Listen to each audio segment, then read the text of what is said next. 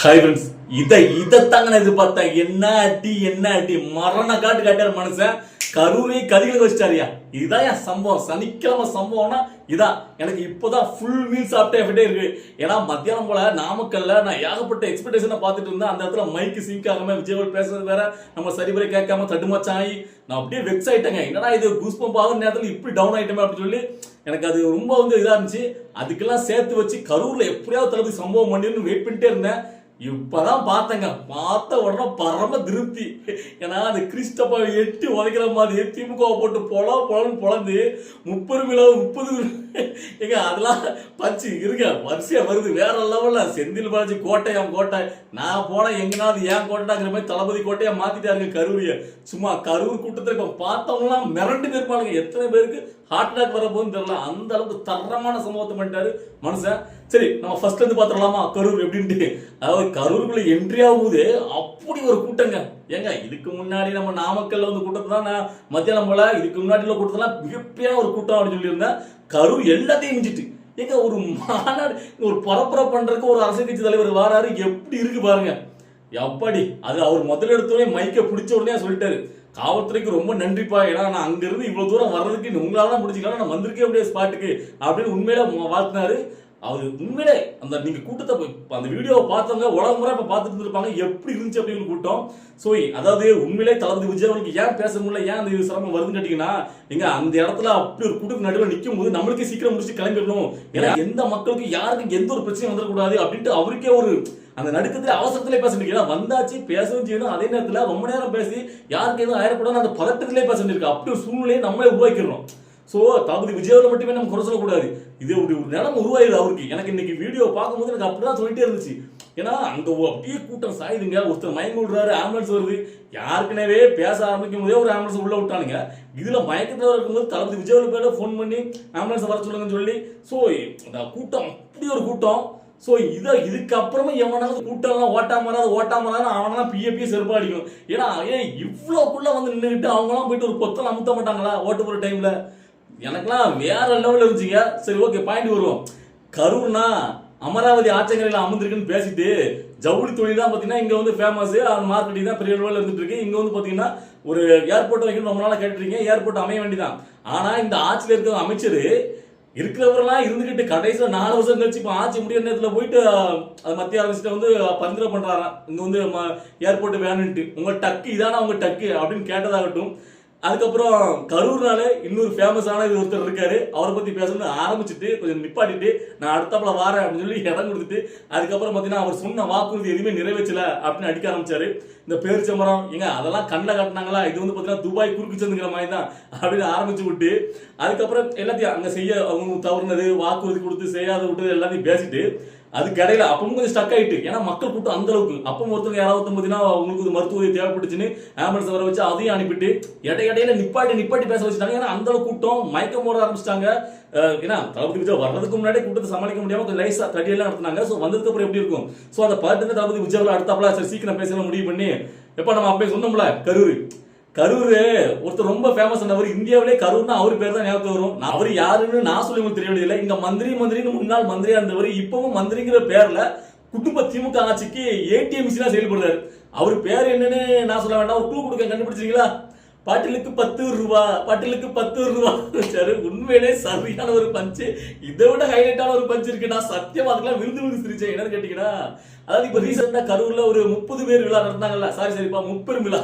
அதெல்லாம் உண்மையிலேயே ஏன்னா நான் யோசிச்சு கூட பார்க்கல. இப்படி ஒரு பஞ்சு, இப்படி ஒரு டைட்டில் 30 விழாக்கு 30 பேர் விழான்னு ஒரு டைட்டில் கொடுத்து நல்லா விழுந்து சிரிச்சுனா பாத்துட்டுங்க. நான் எதிர்பார்க்கவே இல்லை. உண்மையிலேயே காலி சேர் தான் கிடந்துச்சு. சோ மரண காட்டு காட்டாரு. இன்னும் பாத்தீங்கன்னா 30 நாளைக்கு நின்று பேசும் இந்த டைலாக்லாம். சோ அந்த அளவுக்கு பாத்தீங்கன்னா பயங்கரமா திரைச்சு தொங்க விட்டாரு. மிதினா மிதி, ஓட விட்டு மிதிதான், அந்த அளவுக்கு மிதி விட்டுட்டாரு. சோ இன்னைக்கு யாருமே எனக்கு தெரியும் திமுக யாருமே தூங்க மாட்டானுங்க. எல்லாரும் மாத்தி போட்டு நல்லா விசாரிக்கிற மாதிரி பாதி பேர் என்ன ஆகும் நமக்கு தெரியாது. சோ அந்த அளவுக்கு பாத்தீங்கன்னா வேற லெவல் ஒரு தரமான சம்பவத்தை கட்டாரு மனுஷன் ஒரு முடிவோட இறங்கிட்டாருங்க. பிரிச்சு மேஞ்சிடணும். எவனா அந்த என்ன போட்டு பார்த்தோம் அந்த மாதிரி தான். அதனாலதான் பாத்தீங்கன்னா இந்த அளவுக்கு பாத்தீங்கன்னா இறங்கி கொடுத்துருக்காரு குட்டுப்பு. அந்த பாட்டிலுக்கு 10 ரூபாய் இது மாதிரி ட்ரெண்டிங் ஆயிருங்க. வேற லெவல் ட்ரெண்டிங் ஆயிரும். சோ இன்னைக்கு ஸ்பீச் வந்து அதுவும் கரூர் ஸ்பீச்சை கரூர்ல நடந்த அந்த தளபதி விஜயோட பரப்புரையை பார்த்தவங்களா நீங்க மிரண்டு போயிருப்பாங்க. வேர்ல்டு லெவல்ல இன்னைக்கு பாத்தீங்கன்னா அது நியூஸா மாறும். அதாவது அப்படி ஒரு கூட்டங்க. அந்த கூட்டத்துக்கு நடுவுல சும்மா சிங்க மாதிரி நின்று விஜய் கர்ஜிச்சா இருப்பாருங்க. அதுதான் அடி சிங்கனா இப்படிதான் நீங்க அப்படிங்கிற மாதிரி காட்டாரு. அவன் என்னெல்லாமோ விமர்சனம் பண்ணானுங்க. இந்த ஆமை குஞ்சுகள் எல்லாம் பாத்தீங்கன்னா சிங்கம் வந்து பாத்தீங்கன்னா வேடிக்கை கட்டதான் வரும், இது வந்து வேட்டையாடுற சிங்கம் கிடையாது, வேடிக்கை கட்ட சிங்கம், ஐயோ பாரியா அப்படின்னு கர்ஜித்தா இருந்தேன். இப்ப அவர் அடிக்கிற அடி எங்க வரைக்கும் கேட்குது பாருங்க. நாளைக்கு எவ்வளவு பேர் கதறான்னு பாருங்க.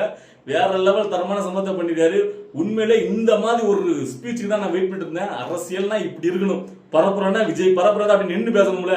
சோ சவால் விட்டாரு. அடுத்த 6 மாசம் தான் நம்முடைய ஆட்சி நம்ம கையில வரும். அப்ப பாருங்க எல்லாருக்கும் பாத்தீங்கன்னா முழு சுதந்திரம் 100%. நீங்க வந்து பாத்தீங்கன்னா முழு சுதந்திரமா உங்களுக்கு பாதுகாப்போட நீங்க வாழ்வீங்க, அந்த அளவுக்கு ஒரு மாசத்தை கொடுப்போம் அப்படின்னு சொல்லி அவர் ஒவ்வொரு அந்த பேசும்போது பாத்தீங்கன்னா அவருடைய உள்ள இருந்து இந்த இன்னைக்கெல்லாம் பாத்தீங்கன்னா கரூர்ல பேசும்போதெல்லாம் பயங்கரம் அந்த இதை பார்த்து பேப்பரை பார்த்துலாம் படிக்கல.